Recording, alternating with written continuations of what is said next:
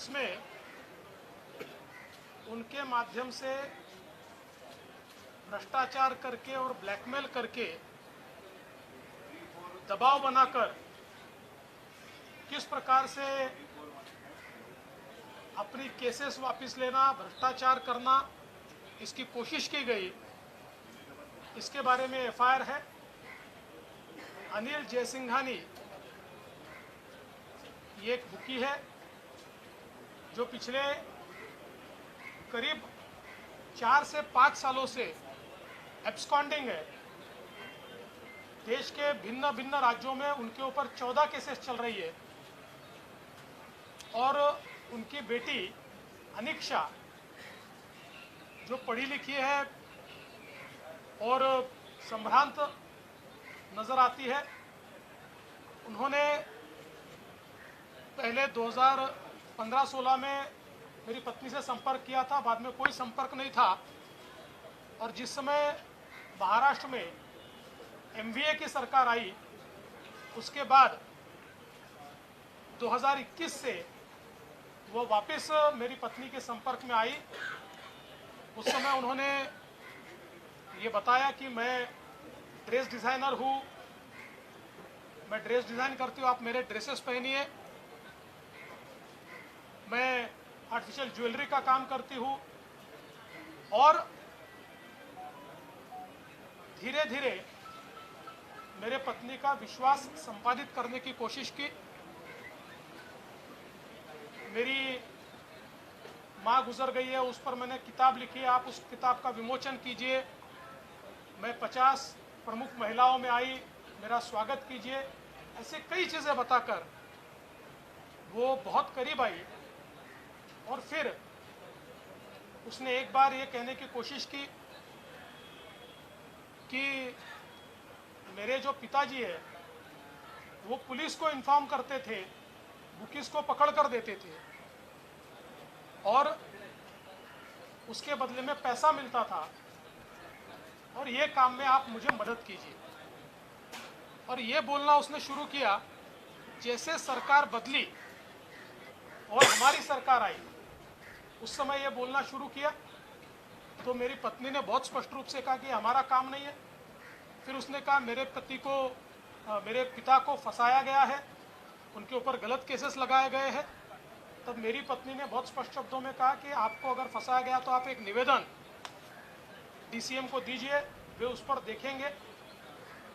लेकिन धीरे धीरे ऐसा ध्यान में आया कि ये कुछ गलत काम कर रही है, और फिर उसने एक दिन ये कहा कि मेरे पिताजी को छुड़ाने के लिए हम 1 करोड़ रुपया लेने को तैयार है।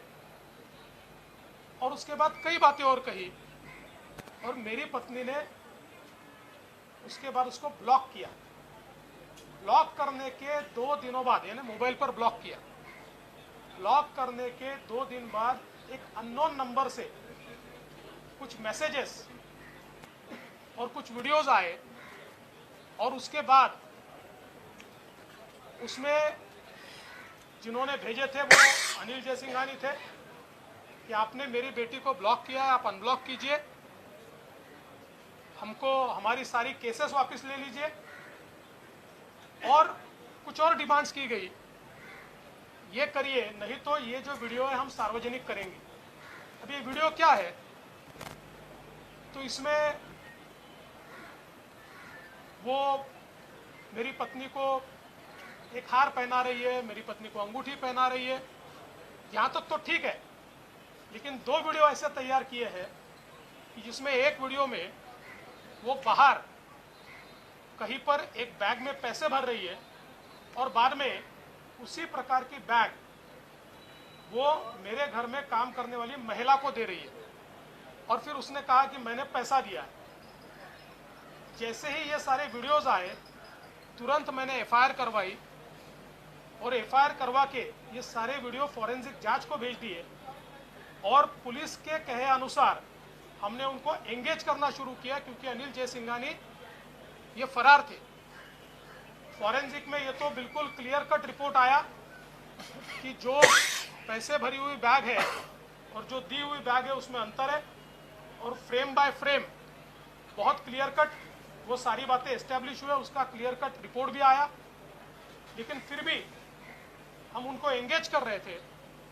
और जब एंगेज कर रहे थे ऐसे समय इतनी सारी बातें रिकॉर्ड पर आई है, कई नेताओं के नाम आए हैं, कुछ अधिकारियों के नाम आए हैं, और ऐसा मानना है कि शायद एमवीए की सरकार में अपनी केसेस वापस लेने के लिए इस कॉन्स्पिरेसी की शुरुआत उन्होंने की थी, और सरकार बदल गई तब उनके ध्यान में आया कि अब ब्लैकमेल करके हम अपनी केसेस वापस ले सकते हैं। इसमें ये जो एफआईआर हुई थी उसके बाद ये सारी चीज़ें हम लोगों ने रिकॉर्ड पर लाई, उसी समय लाई। एफआईआर इसलिए डिक्लेयर नहीं किया था क्योंकि ये जो एब्सकॉन्डिंग व्यक्ति था इसको पकड़ना था, इसके साथ एंगेज कर रहे थे, क्योंकि ये वीपीएन से बात करता था, ये नंबर से बात नहीं करता था। इसलिए ये सारी चीज़ें जैसे जैसे बाहर आई, किंतु चूंकि एफआईआर हुआ था और वो एफआईआर होने के 2 दिन में कोर्ट भेजना पड़ता है, इसलिए उसकी एक खबर आई, और खबर आने के बाद उसके ऊपर कार्रवाई तो हुई, लेकिन अभी भी ये व्यक्ति छपड़ा नहीं है। शायद इसके कारण वो अलर्ट हुआ है, पर पुलिस उसको ढूंढ रही है। लेकिन मैं ऐसा मानता हूं कि राजनीति में ये बहुत ही निचला स्तर है। मैं किसी के ऊपर अभी आरोप नहीं करता, क्योंकि उस व्यक्ति ने ऐसे ऐसे लोगों के नाम लिए हैं, तो उसमें से कितनी चीज़ें सच है और कितनी झूठ है, ये सारी चीज़ें तफ्तीश के बाद ही ध्यान में आएगी। लेकिन उसने मुंबई के एक पुराने पुलिस कमिश्नर का भी नाम लिया हुआ है, और मैं उसके बारे में ज़्यादा नहीं कहूँगा। लेकिन जब मैंने पुलिस में पता किया तो जिस समय ये सरकार थी उस समय उसकी केसेस वापस लेने की कार्रवाई शुरू हुई थी, उसके ऊपर कुछ नोटिंग भी हुआ है। तो मुझे लगता है कि कुल मिलाकर ये जो कॉन्स्पिरेसी है, ये व्यक्ति जब छपड़ेगा तो पूरी कॉन्स्पिरेसी बाहर आएगी। और अभी पुलिस ने कुछ छापे मारे, कुछ कार्रवाइयाँ की है। मैं इससे ज़्यादा इसलिए नहीं बोलना चाहता कि पुलिस की तफ्तीश में मैं ज़्यादा दखलंदाजी नहीं करना चाहता, किंतु मुझे लगता है कि जो मैं लगातार कह रहा था कि जिस समय पुरानी सरकार थे कुछ प्रयास किए जा रहे थे, वो तो अलग प्रयास थे, एक नया प्रयास ये सामने आया है। और इसके एविडेंस जैसे ही मुझे मिलेंगे तो मैं बाकी बचे हुए एविडेंस भी आपके सामने लाऊंगा। कुछ चीजें चार्जशीट के माध्यम से आएगी, तब आपको मिलेगी। देवेंद्र जी आप मराठीमध्ये मी सभागृहात निवेदन केलेलं आहे। हिंदीत झालं नव्हतं म्हणून हिंदीच्या सगळ्या पत्रकारांची विनंती होती की हिंदीत निवेदन करावं, म्हणून मी हिंदीत निवेदन केलं आहे। देवेंद्र जी आपने बोला